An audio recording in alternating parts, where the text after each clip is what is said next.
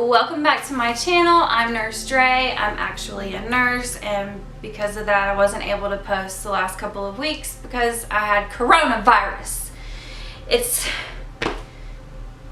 not what people make it up to be, but it had me sick. So in the meantime though, I have been researching London's longest running case, and this case boggles me because I just can't, I can't understand how somebody would go through such great lengths to kill somebody and take over something. So today we're talking about the Chohan family. We're talking about Neil Chohan, who was a successful freight business owner in Hounslow, England.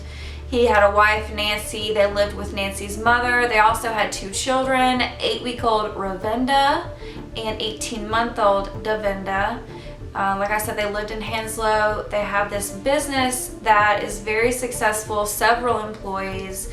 They are freighting like fruits and vegetables throughout the countryside, and they have a happy life living together. And from the videos and the pictures you can see, they are just one happy family. But that didn't last long, because 2 days after this video was taken, their lives would be taken. So like I said, Neil owned this freight business, and he hired on a guy in February of 2003 named Kenneth Regan. Now let's talk about Kenneth. Kenneth was actually in the late 90s, he had been convicted of smuggling cocaine, heroin, and other drugs in and out of the country through a freight business, with the freight business being his cover. And he was so successful and so rich, in fact, that they called him Captain Cash. He would carry around a briefcase full of money to the brim. And during this time in the late 90s, when he was smuggling drugs and all of this, he met a woman at a bar named Belinda Bruin. Now, Belinda was a socialite. She was a rich woman who lived in England, and she didn't quite take a liking to Ken, but she said he was charismatic, and even though he lacked class, he did have money, but that didn't draw her to him. In fact, she said that she was drawn away from him because of he was just weird, and it kind of bothered her the way he would, contact her. He would email her and tell her things like she was just had a spell over him and all these things. He almost borderline stalked Belinda.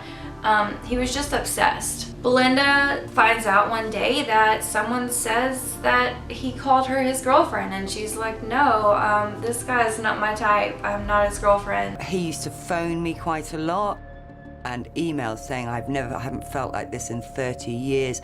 You're like a drug. I can't. Just bizarre, considering that he didn't really know me at all. So a couple of days later, on June 17th, 1998, Kenneth Regan, or Captain Cash, was arrested for having 25 kilos of heroin on him. And so, facing about 18 years in prison, he rolled.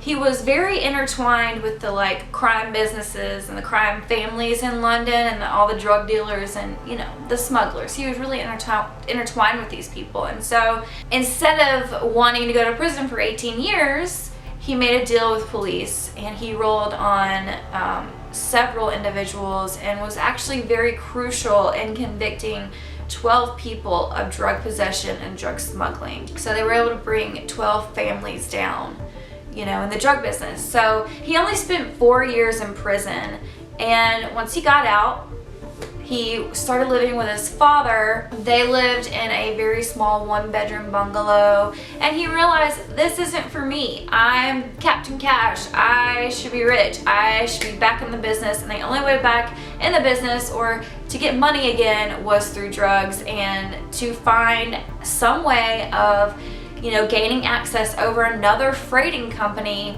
that he could use as another cover and to bring the drugs in. So he gets a job with our friend Neil Chohan, and Neil has a past of prison himself. He actually spent a couple years in prison in the past for tax evasion, and so he believes in second chances. He believes in 10th chances.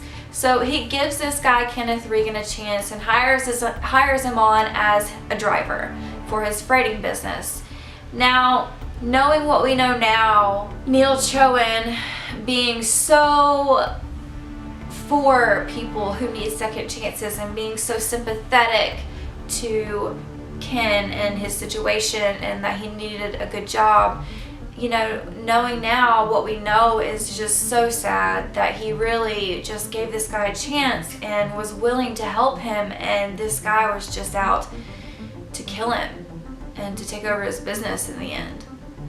So Kenneth Regan came up with a plan, basically a 3-step plan. Number 1, he would go to Neil Chohan and he would tell him, look, I have some investors who are interested in buying your company. They're offering about £3 million for the entire company. And if you would like to, just think about it, you know, and maybe it would be a good thing for you and your family, and kind of persuades Neil that he really needs this. You know, he needs to retire. He's got a family now, and this would be a good out for him. So Neil's reluctant at first. He's kind of thinking, why would this guy that just got out of prison have some hookup to these people who are so rich and they're so willing to buy my company for £3 million? I mean, see, he's thinking about it logically, but you know, over the next few days, he does consider the offer because Nancy, his wife, has often said she wanted him to retire now that they have the babies. She wanted to return to India because India had better schools than Europe. They had better schools, and so she wanted to go back to India. And so, of course, Neil did consider this. He brought it back to his wife and spoke with her about it, you know. But in the meantime, Ken was already setting his next few steps in motion. He goes to Belinda's house. He reconnects with Belinda after all these years. He's still fascinated with her. And at this time, Belinda, she owned a farm, and they had several acres. She had this huge farmhouse. She had children who were in a private school. She had just separated with her husband, and she needed a way to pay for all this huge mortgage and the private schools and the farm. And Ken knows this, and he tells Belinda, well, look, I'm about to take over this company, and I would love for you to come down and be a manager for me. And Belinda kind of thinks weirdly about it at first. She's kind of thinking logically as well, and she's like, how did this guy get a hold of this company so fast after prison? But she needs the job, and at first he offers her around £50,000 per year to run this business for her for only a 2-day week. And she's like, that's not gonna do it, dude. That's not gonna do it. So he offers her £72,000 per year, and she takes the job. With her taking the job, this gives Regan reasons to go down to her house every once in a while. He makes up these documents she has to sign, and so he makes up reasons to make the 20-mile trip out into the countryside to see her. And while out at her house, he starts taking a liking to her land and an interest, a really odd interest. And he starts to say, look, it's really muddy out here and murky. You need to redo your lane. You need to put more gravel down. I could make you a drainage ditch so that the lane wasn't so muddy. And, you know, this and that, just giving her plans of what he can help her with. And she's like, no, I don't need a big drainage ditch in the middle of my land or anywhere near my lane, and I don't want you messing with it, honestly. So after a few days, Neil Chohan has considered this investment of £3 million on his business, and he decides to meet with the investors that Ken has told him about. So he goes to his employees on February the 13th, 2003, a Friday afternoon, and he says, look, I'm going to meet with these investors. They may be buying the business. I'll be back. And Ken takes him to Stonehenge, where they would be meeting the investors. At Stonehenge, he meets up with William Halsey and Peter Reese. We don't know really what ensues after this. So on Monday, Ken would come to the company and he would say, look guys, I'm in charge of the company now. My investors have bought the company. I'll be running it. And here's a letter from Neil saying, you know, he's given the company over to me and I'll be running it. And so he shows the employees this letter that has Neil's signature on it. They know his signature well from working with him, but even though they want to question it, they're very busy, they're working, and so they go back to work. Now, Neil was the type of guy to, like hug his employees. He was very nice to his employees, very laid back. He would let them go on days they were slow. He wasn't a very strict employer. They would say that they saw him more as a friend than a boss. And so they figured that Neil would show up eventually to say goodbye or to get his things, but he never would come back to Siva Freight. So back to Belinda. Belinda that week was given an office with a desk, a really nice office with a window, and whatever she needed. She would start as the manager of Siva Freight. On the second day, she was on her way to work and she fell ill. And she decided, hey, I'm just gonna head back to home and I will phone Ken from home and tell him I'm not coming in. So she returns home, and when she returns home, she pulls up to two men digging a ditch in her field, and she's pissed. These guys would end up being Ken's associates, who are William and Peter. I went absolutely mad, and I swore a lot, and I said, what on earth did they think they were doing? And he said, well, we're building you a drainage ditch. There's this bloody great big ditch in the middle of my field running along the side of the hedge. I just couldn't believe it. Regan arrived. I said, it's not the fact that I might not need a drainage ditch. It was my land. You never asked my permission. You just don't go digging up people's land. He said, well, I thought you would appreciate it. I mean, it just looked like a car park, I just hated it. But I was going to have it taken up. And they said, wait till the summer. But as it happened, the Metropolitan Police dug it up for me. Somehow, they talk her into, no, let's wait till the summer to do it because it's really cold and the ground is hard. Let's wait till the summer. And so it convinces her somehow. I don't know, but she's convinced. So the guys leave. She goes on about her day. Well, now, enter Anka Verma. Now, Anka is Nancy Chohan's brother, and he hasn't seen Nancy or his mother in about 9 years, and they had this elaborate plan for him to come down and hang out with the family, meet the babies, hang out with his mom and his sister and his new brother-in-law. He had been planning this for a long time, and he phones up his sister and mother because he had spoken to them almost every other day. It's not like they had ever lost contact. He just hadn't been able to go see them, and at this time he was. And so before he got on the plane, he phones up his sister Nancy and tries to get his mother on the phone, and neither one of them answer. He can't get a hold of them. So before boarding the plane, he calls police and says, look, the past couple of days I haven't been able to get a hold of them. Will you please go out there and do like a welfare check, is what he's asking to do. So police go out to the Chohan family home and they do an investigation, and the neighbors actually tell the police that they believe that the Chohan family had gone back to India because they had had some plans to go back to India. They knew nothing of Anka coming to visit. They knew nothing of the business deal or anything like that, but they did tell police they thought that they were in India. And so police think, okay, they're gone. Let's go tell Anka they're just gone. And Anka is like, wait, no.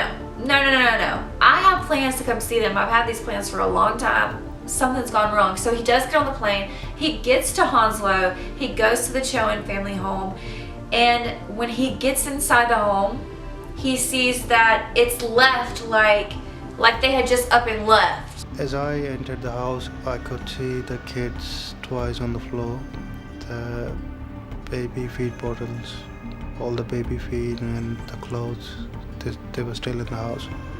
I opened the fridge, there was uncooked food inside. Still, he phones police and he says, we really need to investigate this. They would not just up and leave with food on their stove. They're not these kind of people, and I'm supposed to be visiting and they're nowhere to be found. And His family back in India had not heard from the Chohans either, and so police start an investigation. At the beginning of the investigation, Anka notices that his mother's prayer book is in the house, and it was another compelling piece of evidence that they had not just left and gone to India, because he states that his mother had taken this prayer book everywhere she went her whole entire life. It was a very important piece for her, and she would not just up and leave and not take it with her. And so that begins the investigation of maybe something has gone wrong. Maybe they have been abducted, or even worse, murdered. So police go to the last person that Neil Chohan had been seen with, which was Ken Regan. Now, of course, Ken has this elaborate story about how Neil had not been running his business right, that he had actually gotten into some money problems, and that he was just on the run, and he had put Ken in charge of the Seba freight business. And police are like, I don't know about that, because they see in his record that he had had some tax evasion issues, but he had no tax issues up to the date, so they're not sure about this, but they do investigate. So when they start to investigate, they start with phone records, and this is very crucial to the case, because they find, that the employees had told them that Neil was last going to Stonehenge to meet these investors that Ken knew. And so when they look into the phone records, they see that Ken and Neil's phones both had traveled to Stonehenge. So they find that they had at one point traveled from Stonehenge to Belinda's house, the farm where they did the digging. And so of course police, they call up Belinda and they're like, look, we have this missing family. His cell phone was seen at your house. We need to come investigate. And so she's like, sure, fine, come out and investigate, because she knows nothing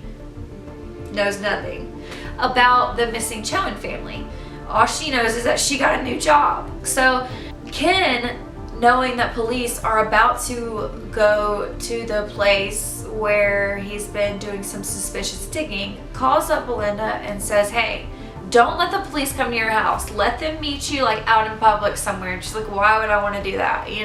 Police at the same time get a phone call from none other than William Halsey. And William says to police, I've just heard from Neil, and he is on the run. He is alive, and he wants me to meet him with fake passports so that he can get out of the country. So police are like, where does he want you to meet? And he says, it's a pig statue in London. He's trying to flee the country undetected. I'm willing and happy to, turn him over to you guys. Let's go. So it was a Friday, and the meeting was supposed to happen the next Monday. Well, over the weekend, Belinda gets a surprise visit from Peter, Ken, and William. Regan said, I'm going to do the lane by your stables, which actually did need graveling, and that would have been a great place for the gravel. So I thought, well, okay. So when a digger arrived, it didn't surprise me, because I thought, oh, they're going to come and grade the lane.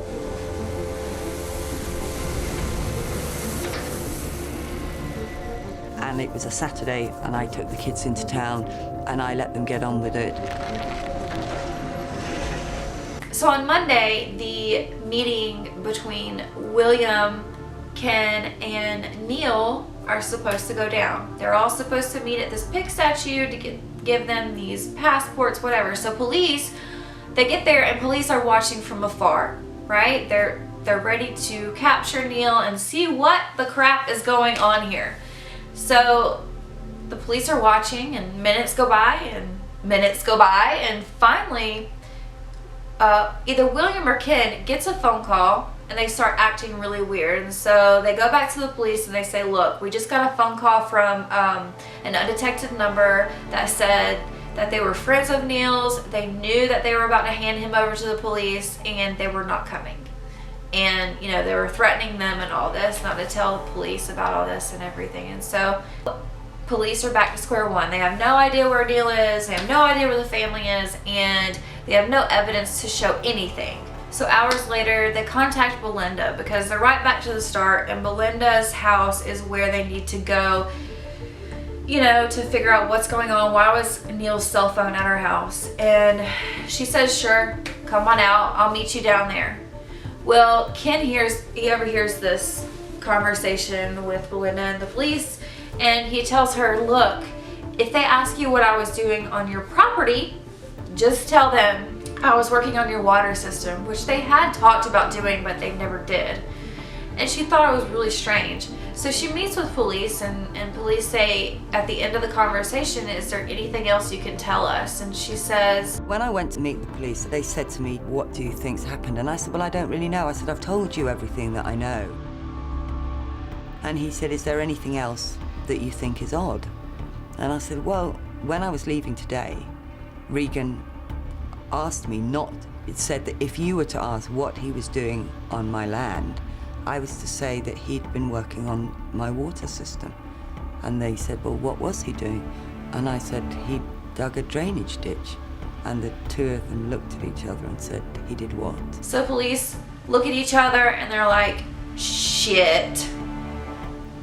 That's probably where the bodies of this Chohan family are. Like, I mean, they have no other leads, right? So they send out a forensic archaeology group to go out there, dig up the land, and see what they can find. And for 5 days or so, they don't find a damn thing. Now, in April 2003, sadly, Dave and Carl Chapman are canoeing in Dorset, and in the bay, they see what they think is a body floating. And they canoe up to the body, and it is indeed a male body who is dead. The male has duct tape wrapped around his head. It looks like foul play was involved, and they immediately contact the police and show the police where the body is. Well, police recover the body, and the body is identified to be Neil Chohan. The cause of death was suffocation, and Anka, the sister of Nancy Chohan, is the one who initially had to come out and identify his body, and it was him. Back at the dig site at Belinda's house, they finally find evidence of someone being buried there. They find jewelry that they believe was Nancy Chohan's.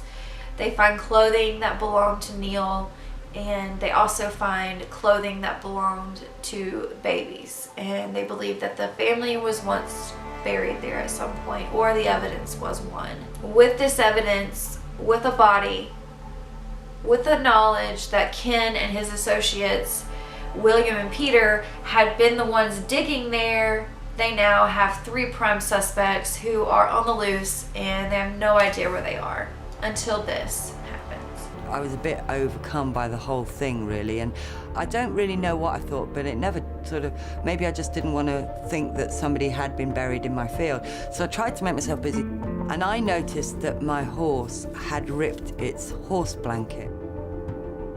So I took it off the horse, put it in the car, and I drove up the lane. And lo and behold, I bumped into Regan and Hornsey, who were in a car. I was really shocked to see them. And Regan wound the window down, and I said to him, what are you doing here? And he said, we need to have a little chat. And Hornsey then said, why didn't you get in the car? We'll go and have a coffee. And I thought, well, I don't want to get in the car with them. So I had the horse blanket next to me, and there was a little cottage just up. And I said, I've got to take this back. I've borrowed this from, point of time. I've got to take it back, and they're expecting it back. I'll be back in 2 minutes, I said. So they said, okay. So I drove off, and I drove round the corner, and I phoned D.I. Rao, and he said, whatever you do, don't get in the car with them. So I said, okay. He said, I'm going to send 2 police officers back. 2 police officers arrived, but Regan and Hornsey had gone. Now, at this point, police believe that Ken, William, and Peter, knowing that the police were on the trail and going to Belinda's house, they believed that that weekend that they had gone back and paved her lane, maybe they had dug up the bodies and later put them in the boat and taken them out to the bay in Dorset and dumped them. Now, Ken and William Hauncey, they flee to Europe but leave Peter behind, and on the run and nowhere to go, Peter ends up in a boarding house. He ends up in this boarding house with a woman named Wendy Powles, and one night they're talking and Wendy Powell says that he completely, I guess, had a guilty conscience and opened up to her about the murders. And this is what she says. And he just said that he was involved with an Asian family that had disappeared. They could put me at the scene of where the bodies were buried, but I didn't kill anybody. It was going, you know, they can't do that, they can't pin that on me. And I say to him, you know, what is going on, you know? He just said that Regan was crazy because he killed 2 children. I gasped, and I said, who were they killed? He said that Regan had shot them. It was Regan, he's a psycho, he said.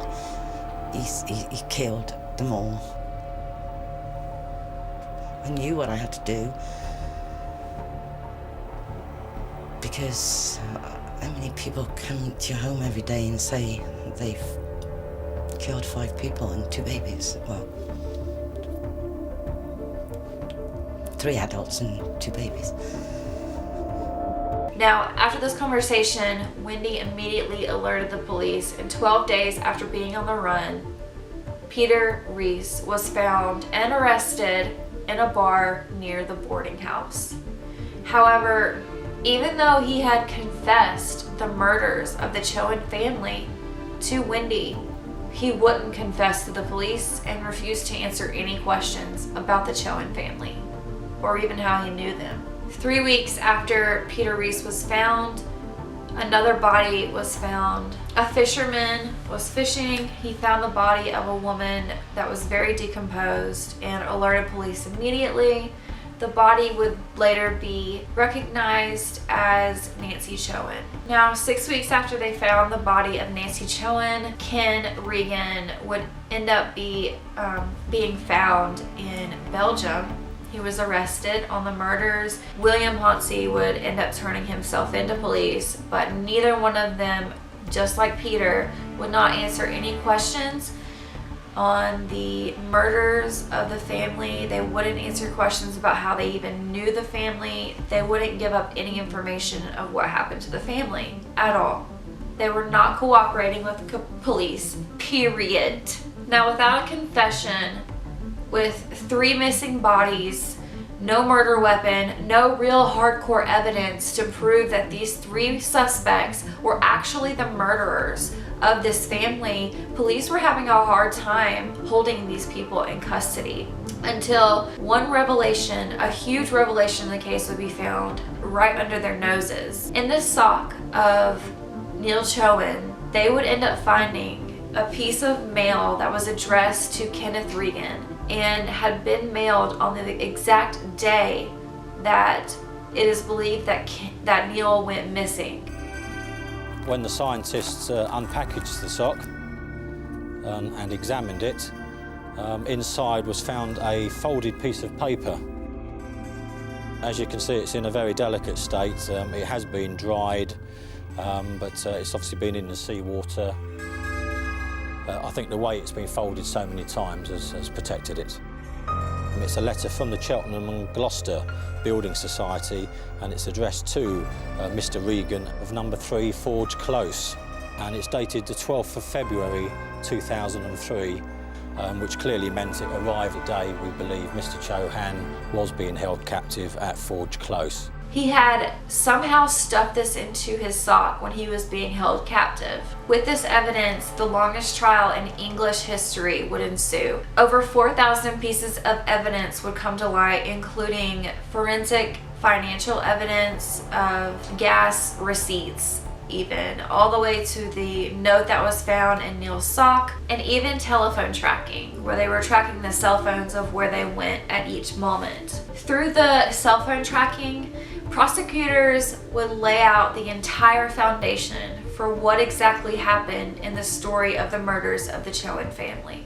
Police believe that on the day that Neil went to Stonehenge to meet these investors, who would actually end up being Kenneth Regan, Peter Reese, and William Halsey, these investors would end up immediately kidnapping Neil Chohan and take him to Kenneth Regan's house that he lived at with his father. They would then wrap duct tape around his mouth and under duress make him sign all the financial documents to make sure that Kenneth Regan would be in charge of his company now, including the letter to his employees that said that Kenneth was now in charge and that he would be leaving the country to go to India with his family.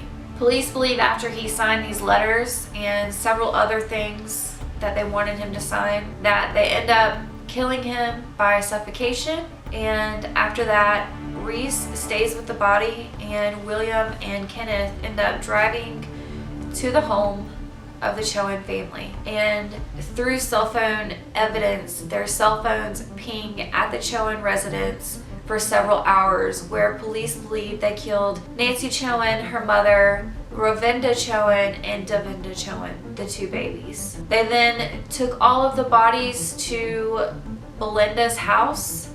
They buried the bodies at Belinda's house and talked Belinda into not digging it up until the summer. When they found out that police were on the trail and wanted to go to Belinda's house, and knowing she would probably tell them that they had been digging there, which was very suspicious, police believe that the three men went back on the day that Belinda said she let them do their thing, and she went to town and dug the bodies back up, took the bodies, all 5 of them, put them in a boat and dumped them in the bay at Dorset, which is why we end up with Nancy and Neil being found in the bay. The only reason they did this was to take over the freight company so that they could start importing drugs again into Europe and make more money.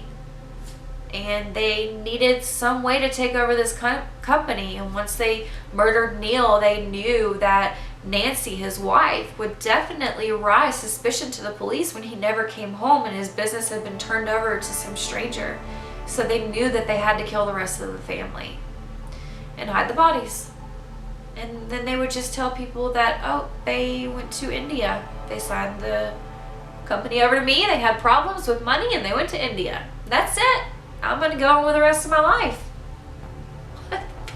After a 9-month trial, Peter Reese would be sentenced to 20 years for the murder of Neil Chohan, and William Halsey and Kenneth Regan would be sentenced to 5 consecutive life sentences with no ability of parole for the murders of the entire Chohan family. Nancy Chohan's mother would eventually be found in a small cove off the Isle of Wight, but the bodies of 18-month-old Davinda and 8-week-old Ravinda would never be found. This story is so sad. It's one about a man who had nothing in his heart but money, power, drugs, and greed.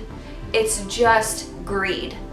And it shows how the ego of one man can rip the lives, the souls off this planet of an entire family just because he wants to be rich.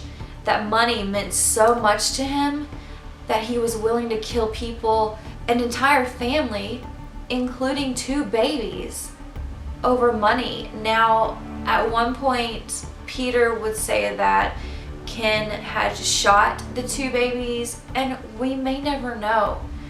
We don't know to this day, but thank God that the justice system was so swift and just in this case and brought down the 3 men responsible for these murders.